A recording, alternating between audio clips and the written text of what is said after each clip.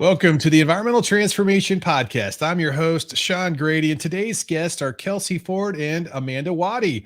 They are both on the executive board of the AHMP, which is the Alliance of Hazardous Material Professionals. Kelsey is the Madam Chair of the organization, and we're here to talk about the upcoming 2023 National Conference. And so, Kelsey and Amanda, welcome to the show. Thank you. Thank you, Sean. We're happy to be here. Yeah, no, I'm excited. We're all fellow CHMMs on the call here. We've been involved with this organization for a long time. At least I know I have, over 15 years. And, really like this conference that that we're getting ready to host for all the members. And Amanda or Kelsey, one of you guys want to talk a little bit about the conference that's coming up, when it is, and all the good information that the listeners need to know about if they want to come and attend. Yeah, of course. Well, it is upcoming in August. It will actually be the last week of August in Omaha, Nebraska. So that's pretty exciting. I know when I say Nebraska, my Midwest roots and accent comes out here. So that's good. What's the dates there specifically for the listeners in last week? 27th through the 30th. 27th through the 30th. Yep. With pre-con happening just before. Right. Yep. That's great. So for the listeners who may not know much about AHMP and the Alliance of Hazardous Material Professionals, let's talk a little bit about that so people can understand, like, oh, okay, I know what this organization's all about now. But maybe Kelsey, you want to kind of explain to the listeners who we are, what we do, all that good stuff? Yeah. Well, we are, of course, the premier hazardous materials membership organization. So historically, we've supported the membership groups associated with those who have CHMMs, the Certified Hazardous Materials Management Certificate. And we've expanded recently to include not just CHMM certificates, but also anybody who has to do with hazardous waste, environmental, safety, health, really all of the different facets of environmental health and safety. It's not just the RCRA, it's not just the waste, it's other. It's all the media, right? Environmental health, safety, and security, right? Right. Yep. Yeah. And now we've thrown in sustainability and ESG now too. Absolutely. That's the whole new one, right? And exactly. Ever expanding. Well, I know, because all the environmental people that are serving in industry right now, I mean, most of them have more than one hat to wear. They're not just wearing the safety hat or the waste management hat or the, air hat, right? They're wearing hats that have all those disciplines a part of it. Mm-hmm. They'd be limiting themselves if they only said that they did one thing, especially when those multimedia audits come around. You gotta be a little bit of a jack of all trades, but you certainly don't need to be an expert. And that's what I like to think that the AHMP brings around, is really expanding that network of your available resources. So maybe you can't say you're a subject matter expert in any one medium, but you know people who are, especially if you're a member of AHMP. Yeah, I'd agree. And when I look back, I thought that the credential of the CHMM, it was kind of in my view, one of the industry credentials that you could obtain, like the CSP for safety. But it was like, okay, I don't do that much, but I do more in this area, but I need to be, recognized and have a credential behind me for this. And also I wasn't a PE and I wasn't a geologist either. So I was like, I'm kind of, I'm playing in the same space, but I need something to kind of elevate my game. And I thought that was the thing I wanted to do. And it really helped me in my career. How do you see the CHMM being viewed now in the industry right now? Well, I think that definitely it's been something that's been highlighted in the industry. We've been able to get that codified into regulation, not necessarily the CHMM itself, but that there is a qualified person, and the CHMM meets that qualified person intent. So that's a really exciting thing that's happened over the last 5 years or so. No, that's true. Yeah. How about you, Amanda? You got anything to add to that either as well?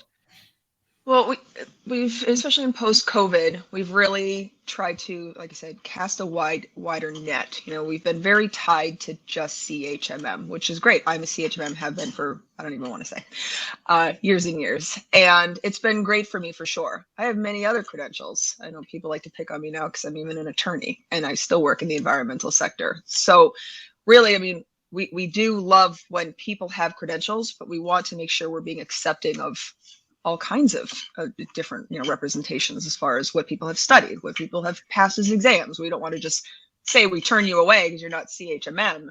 But I do think it's important that people understand it's competitive out there in this industry. People are getting bachelor's and master's degrees in fields that we kind of just trained on in the field. And having these credentials is what's going to set you apart from just, you know, the masses. But I'm just saying it's not limited to just CHMM anymore. Right. Well, that's a really good point, Amanda. That was one of the reasons that I really liked AHMP as an organization, is because it wasn't just one track. It was a diverse group of people who would get together, and, you know, you could get introduced to somebody that did waste manifest. You could get introduced to somebody that did hazard analysis. You could get introduced to somebody who did legal and litigations for environmental law. And you're all in this one room versus some of the other groups that are out there where it's very, very focused in one area. This has always been a very diverse group of folks because there are so many diverse areas within the environment, health, and safety profession, and not just hazardous materials. Yeah, no, I would agree. Well, let's talk a little bit about, you know, why did either you join the organization specifically? I mean, what was the draw for you? Yeah, really, the reason that I joined was one of my professors had CHMM behind their names. I kind of fell into environment, health, and safety in a little bit of a different way than a lot of folks. I went to school, I got a master's degree in ES&H. So now you are seeing more folks go into the field with that. And I saw CHMM as my professors, you know, the letters behind their names, and knew that if I was going to excel in the industry, that I needed to reach for those as well. No, that's great. Yeah, I was gonna say I got myself into chemical waste lab packing as soon as I graduated college. So I worked for. I'm sure you have some of your viewers triumvirate environmental, you know, participants. So that's where that's where my career launched off, and it was almost a borderline requirement to go and get your CHMM credential again, because it really does set you aside. They can, you know, they can say like, we're sending these technicians to your facility, and they have these credentials, you know, and that really helps. But to that point. And then with having the CHMM, that's how I got involved in the Northeast chapter, the New England chapter. And those guys are great. They're very active. They're always having events, and really, you know, they like to throw a beer or two around, and so do I. And that's what I get to talk about. Network. You gotta network. You gotta network. You gotta have a personality in this field a little bit. But so with that, I don't want to say, hey, we're a bunch of alcoholics, but for the young professionals that don't have that outlet. And really, again, this era of where everything is so virtual, it's just about making that human connection and that actual. You gotta be able to get your real face in front of people. That's how you're going to get them to trust you. It's how you're going to get them to remember you. And that's really what, you know, we do here in this group. And it's, I mean, I've been, you know, in NECHM for, you know, since the beginning of my career, which made me sort of think, oh, you know what, let me get involved in national, because I didn't really understand why we were sort of floating as individual chapters around. And I came to find out we're not supposed to, we're not really floating. We're part of this larger network. Yeah. See, you know, if you want to talk a little bit about the connectedness of the various chapters and how it rolls up into the national organization, you know, maybe one of y'all can talk about that, because people listening might be, you know, well, I'm not from the Northeast. How do I get connected to, if there is a local chapter, you know, talk about what that might look like and how it does connect. Yeah, I mean, there's the local chapter list within the Alliance of Hazardous Materials Professionals website, which is ahmp.net or ahmp.net. excuse me, and we'll make sure that Sean gets that link for any of the listeners. And you can actually search for a chapter. There is a chapter list that covers most regions. There's also sections that are available, as well as a virtual chapter for those who don't necessarily have local chapter offerings. Oh, that's good. I mean, and I have been participating in my local chapter off and on over the years, and they are great opportunities. So you get get together with that networking group of professionals. We do, I guess field events, or we'll go out and do a field, audit, so to speak, or not really an audit, but a field trip to maybe go see the local Covanta incinerator, or the local landfill, or some other, technology type company that's doing something for maybe recycling and circular economy. So there's all kinds of neat things that people can be exposed to by participating in their local chapters, and they get CEUs, right? They get CMPs by participating, and everybody needs those. Exactly.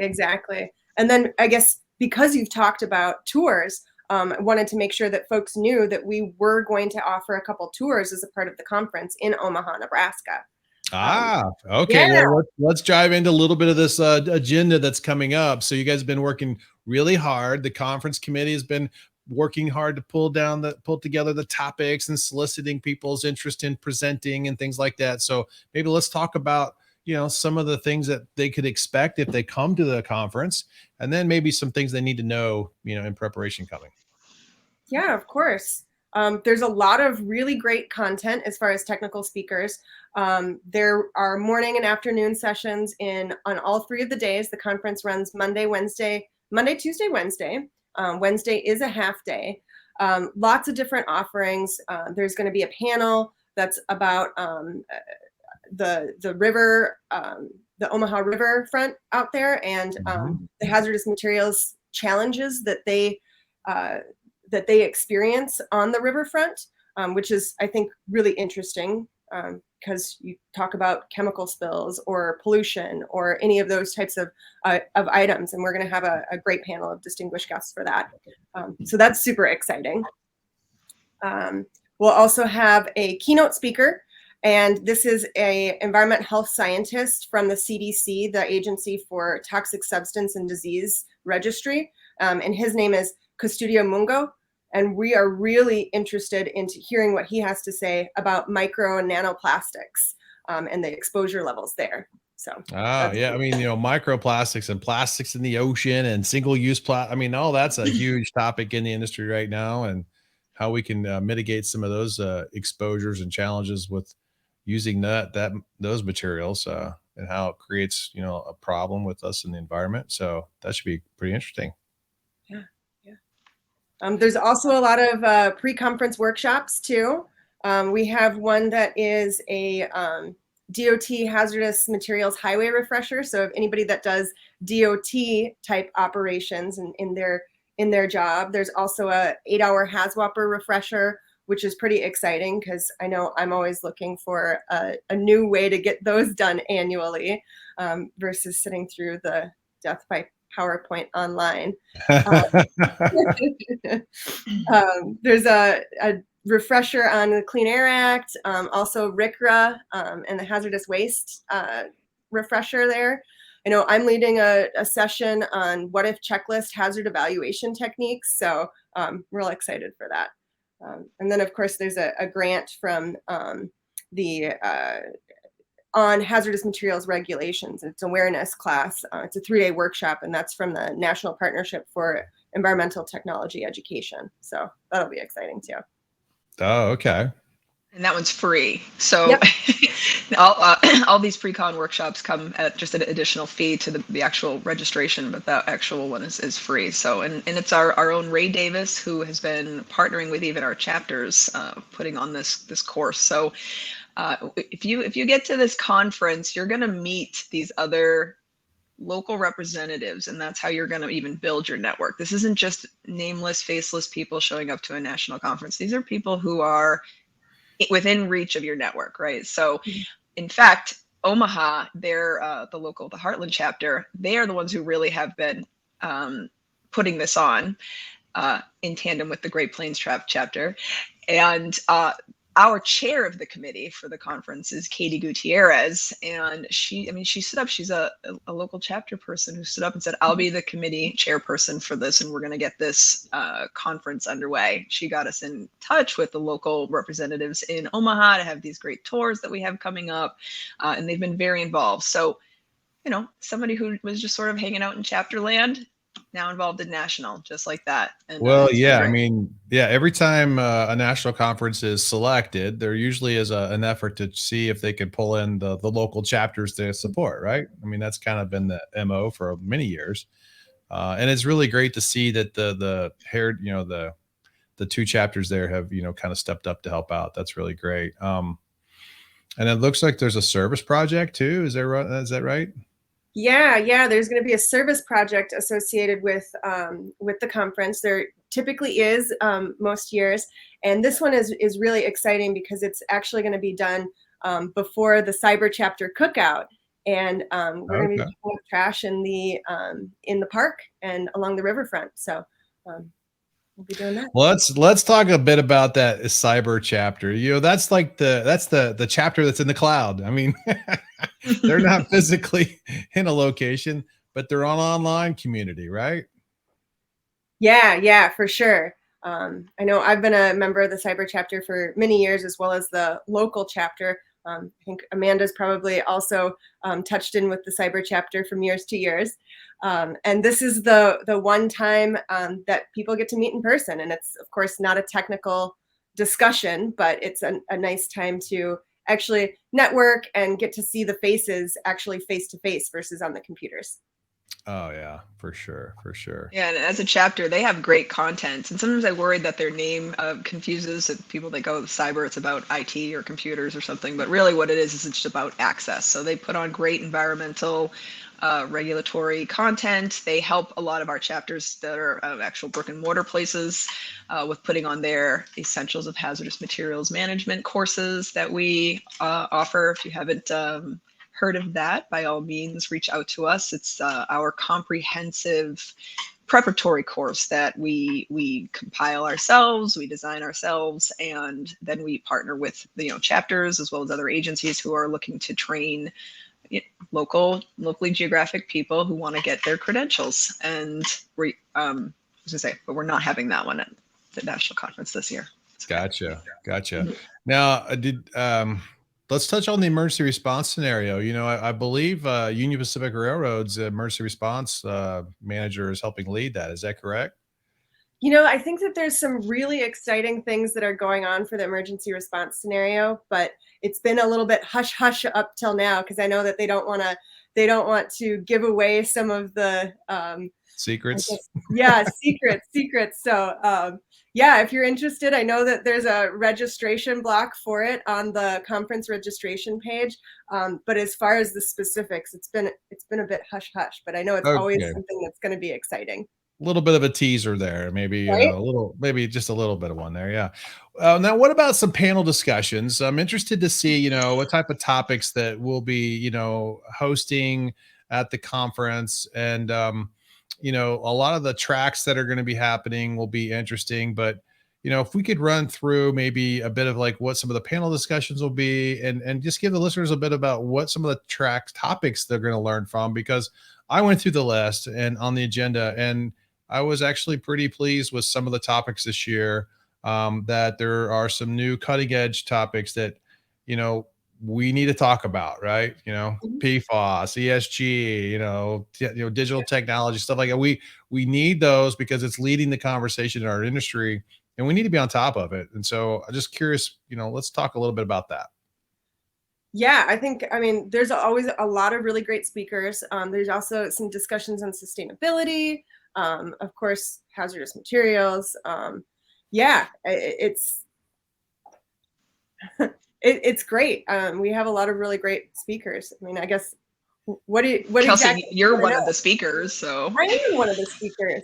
Yeah, you're doing audit. Yeah, absolutely. Audits and so inspections. Really, it's going to be the grassroots topics that you need refreshers on, but then it's going to be the new cutting edge sort of information as well. I know we've got one, like you're saying, the sustainability, bees versus locusts. I mean, yeah, maybe that seems a little out there, but the fact is, knowing that information is going to help you be able to talk the talk better about what you're actually doing in the environmental sector. If you keep yourself narrow to just working in your industry, just knowing what you want, I mean, all it's going to take is another recession, and then you have to get your skills built up again. You know, that particular industry might not be there for you. So it's about expanding your knowledge base. And so we've got some fun, background kind of topics like that you're going to be sitting through, but also there's going to be the tried and true, like Kelly was saying, RECRA and that sort of thing. Absolutely.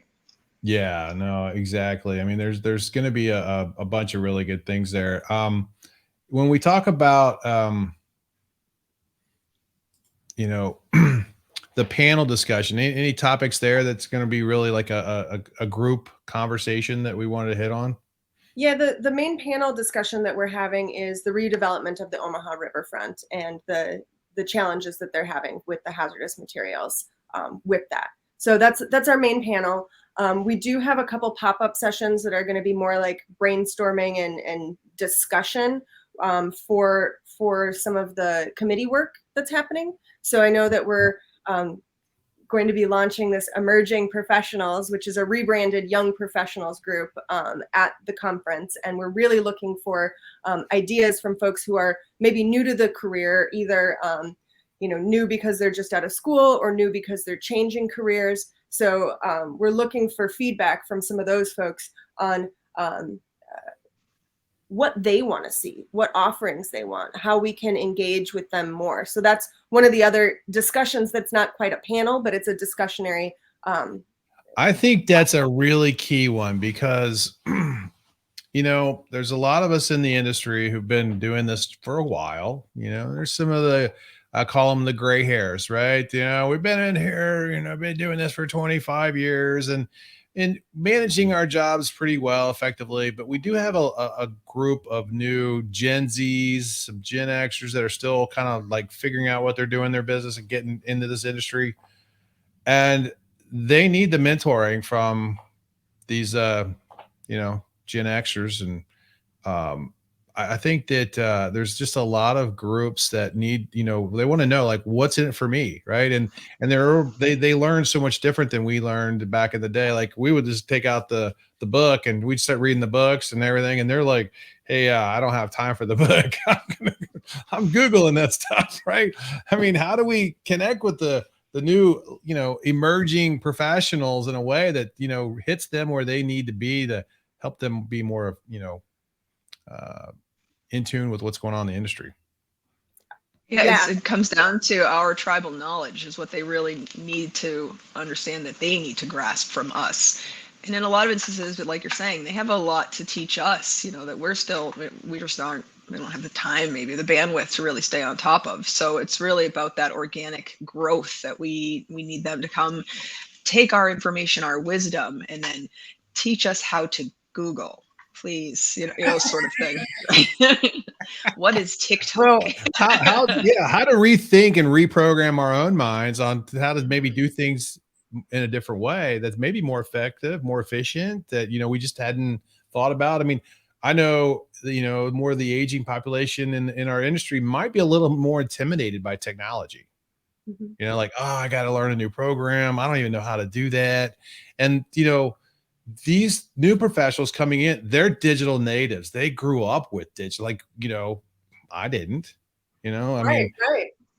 So it's a difference, right? It's a big mental difference, I think, on how to approach things.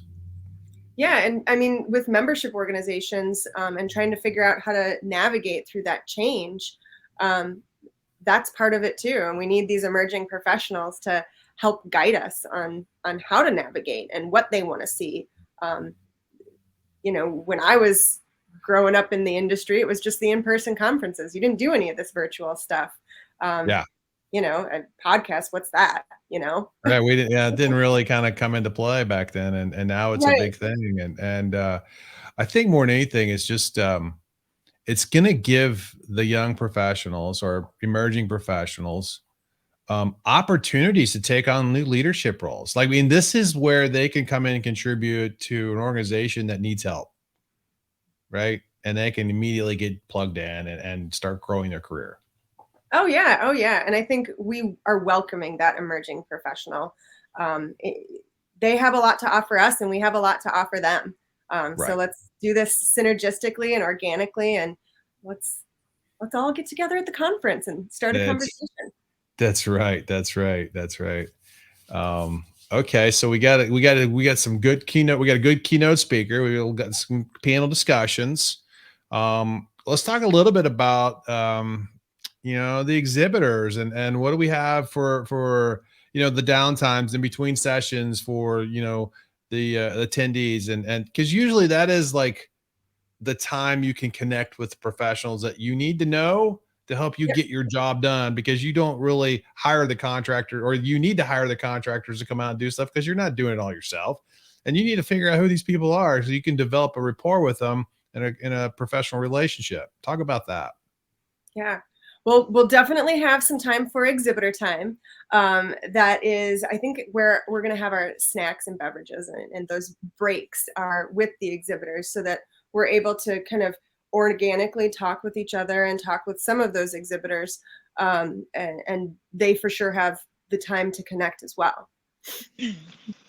Yeah, we always appreciate our sponsors and our regulars too, Clean Earth and Veolia. And then, we're going to have those booths set up, walk around, glass of wine, really sounding like an alcoholic. Yeah, happy hour, right? We Seriously, you got to have that hour. happy hour, walk around. And that is Monday evening, if I am not mistaken. And actually, even, we have, for the new folks, we've got the orientation breakfast in the morning, first thing Monday. And then, there's the awards ceremony, which is going to be, that is Tuesday. I'm trying to just keep on top of my schedule here, but it's one of the evenings, right? So that is where you're going to get the opportunity to actually showcase the things your chapter does and what makes them great. And we honor that. We give out an award for your great work and your participation, your activity. Come talk about your chapter. Come learn what other chapters are doing. And then actually all the chapters too have the opportunity to send a delegate at a discounted rate to our conference, and that those individuals we have a meeting with them it's the Sunday before, so they have to come a little bit earlier. We basically give them the layout of how the conference works and just sort of familiarize them a little more with what AHMP does and why this is a great opportunity and how grateful we are to have them. And then we force them to go and mediate the the different technical sessions. So then they get to have the opportunity to a little bit of public speaking. We set it all up for them, and again, it's a great way to get your face out in front of folks. And just be yourself a little. Yeah, that's a great little benefit that the organization puts on for the local chapters, is to be able to, send a delegate. I know that a lot of times you would meet the delegates and they were either long time participants or they were like new to the whole thing, and they were just like amazed that this was like a really great conference and an organization to be part of. So I'm glad we do that for the local chapters, because it's a way to get support and people helping out and plugged in. So that's really good. And then any attractions that are going on. I mean, like, okay, I'm going to Omaha. What's in Omaha, right? Like, what can you do besides go to the conference in Omaha? Well, one of the really great things about Omaha is that Nebraska in general is on top of the Ogallala aquifer, and actually Omaha is sits on top of the thickest part of that aquifer. So as environment, health, and safety professionals, just thinking about the environment portion, that's pretty cool. And then all of the agriculture that happens there, and just that it's a melting pot for agriculture, of course, water, and then also that there is both the large cities and small cities, the rural cities, and understanding that all of those hazardous materials professionals can get together in this melting pot of the city. So I see here, there's maybe a zoo attraction. So some people take these little opportunities to bring their family out because they also go to a conference. So, dad's at the conference and mom and the kids can go do something, or vice versa, so there's a zoo, right? And what else do we have? I mean, I think there's some nice adult beverage type locations, the watering holes, I think in a downtown area, if I recall. That's I've been there a few times. I think the old market. Yeah, there's Omarga, and then I think there's like a AAA baseball or AA baseball team that's there in town too. That could be maybe playing while we're there. That could be something Well, interesting. I'm looking forward to the zoo because I am a zoo nerd myself, and it Okay. is the largest indoor rainforest. Oh, Yeah, world's And largest desert. indoor rainforest and indoor desert. So I'm that pretty is excited about that would that. be a good attraction. I'd like to see that. That would be great. I'm a bit of a gardener myself, so I always like those types of types of events where I can go in and get to a an indoor uh, attraction like that. That's great. Mhm. Mhm. So we Um, picked Omaha really because, well, one, the chapter really was gunning for it. And so when we started talking with them and just like feeding off of their enthusiasm, although, many of us haven't been to Omaha. I actually used to live in Sioux Falls, South Dakota, which is just a few hours north. It is a absolutely beautiful area. They've got this riverfront going on renovation that when we're down there, it's going to be essentially the grand opening of this riverfront remodel that they've done. oh And there's wow. a lot of civil engineering that went into this and all kinds of fun regulations that they had to make sure they were managing that I know they're very excited to share with us. And we have our cyber barbecue picnic is going to be down in that actual area. So you get to go and you get the opportunity to go and see some of that local beauty as opposed to just being in the facility, which I'm quite certain is also beautiful. Oh, that's great. No, that's really good. I like to see that. I mean, you want to take in a little bit of local flair when you go to these places. At least I do, and so that's good. That's really good. Okay, let's talk a little bit, if we could, about um, you're going to attend this. Are there continuous maintenance points or CEUs that a person will obtain, and how many do they get for this? I mean, I think making a justification to attend a conference like this with your employer, sometimes you really got to, make a good justification. So, I'm assuming this would be one of the big highlights. Hey, I'm going to get some CEUs here. What's the story on that? Yeah, the certification contact hours is what we're calling them, the contact hours, because there are so many folks with different certifications that do attend this conference. So we don't necessarily want to be exclusive in terminology, but yes, you will be receiving contact hours for attending the conference, and certificates are available through AHMP after the fact. And depending on if you are looking at just the 3 days for the week, that's 20 contact hours that you can get. But if you are going to do some of the pre-conference workshops, there's additional contact hours you can get there as well. The tours also count as contact hours. Really, all of the technical events that we're offering count as contact hours. Oh, that's great. So at a minimum for, CHMM credential holders, you have to have 20 CEUs a year that, just to kind of maintain. So by attending this, you kind of knock out all your requirements for the year. That's a really good deal, I think, Yeah, for sure. Yeah, I would agree. I'd agree. I've attended a lot of these conferences over the years, and the camaraderie that you build and the relationships that you build is just, it's been one of the highlights of just, being in this field, right? I mean, it's like, geez, I know Rich Cartwright. People might know this guy, Rich Cartwright. He's been around in this industry for years, and he was one of the first people I ever met that was like, hey, maybe you should do this, and I was like, oh, okay. And he came and spoke to our Indiana chapter back in 2004 or something, when I just was, in this business as a consultant, and it's like, okay, yeah, maybe I should do this. He goes, oh, you should do it. And so we got connected and we started growing.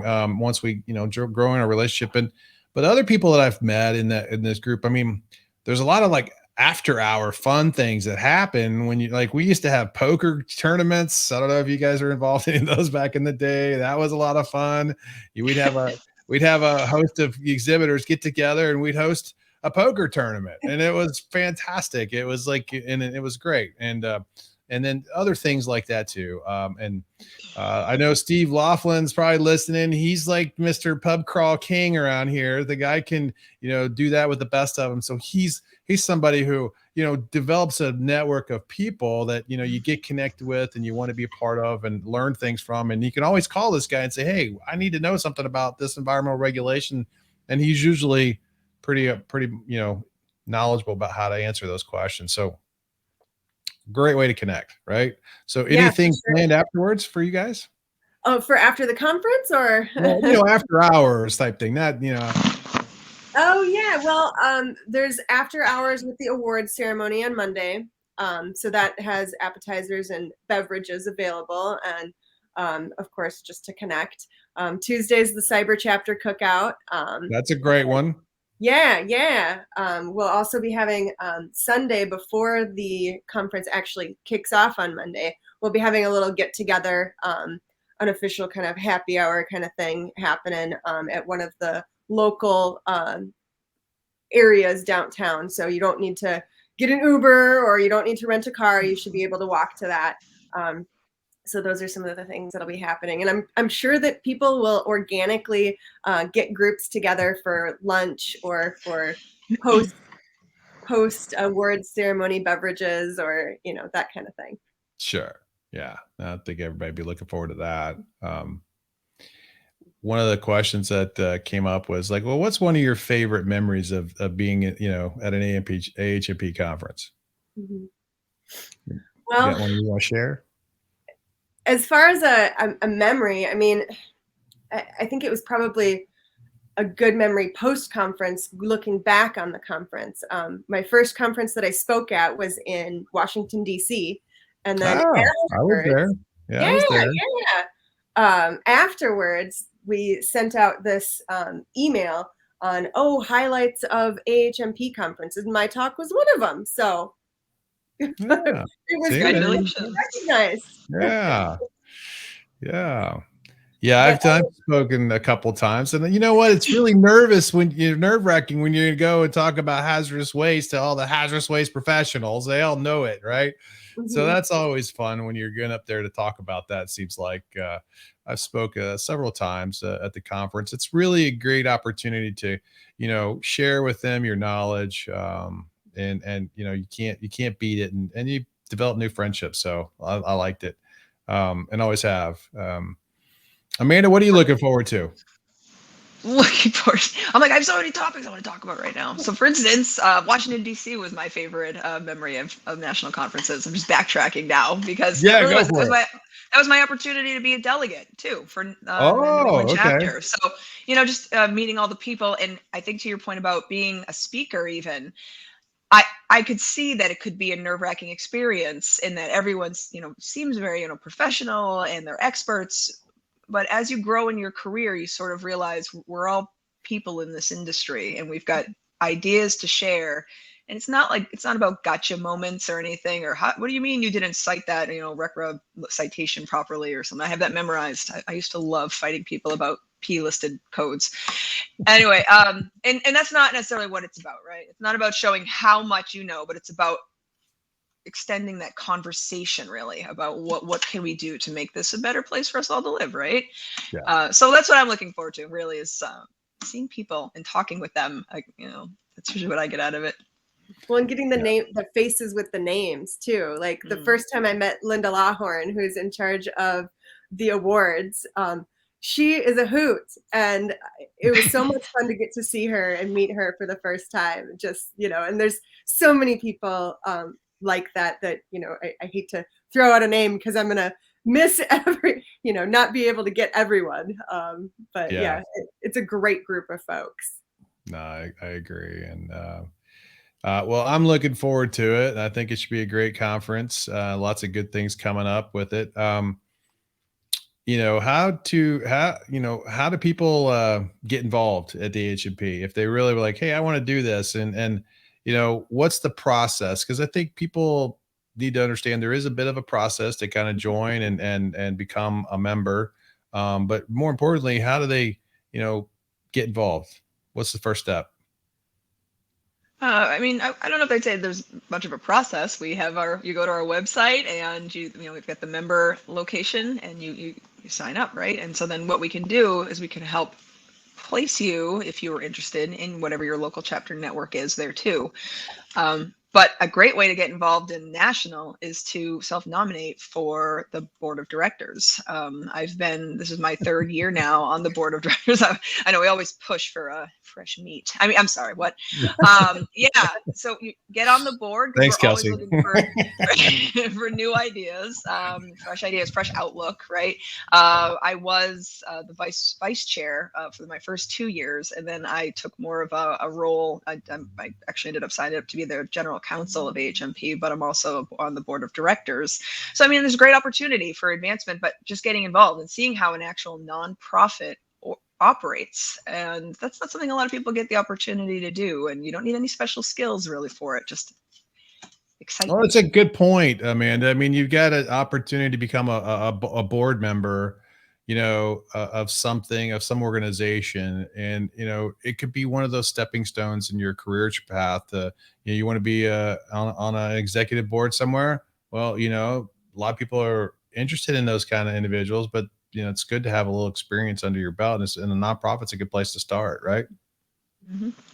Yeah, and we are volunteers. You want to make that clear that it's our time that really we're putting out there, as well as our subject matter expertise. But we are not getting paid. And so sometimes things don't happen as fast as we like because well, there you go. What, we have day jobs? Yeah, we have day jobs and everything else, right? Exactly. But it's a good group of folks, and actually, with respect to membership, if you sign up for the conference, you get the rest of the year in membership. So you become an AHMP member for the rest of the calendar year. So that's pretty exciting. That's good. That's really good. And then we do have a special promo code for your listeners. Oh, well, you better throw it out there for the listeners. I know. What's the special promo code? The promo code is Connect23, and you get $50 off of your registration for attendance at the conference. We better write that down. Connect23. Yep. That's really good.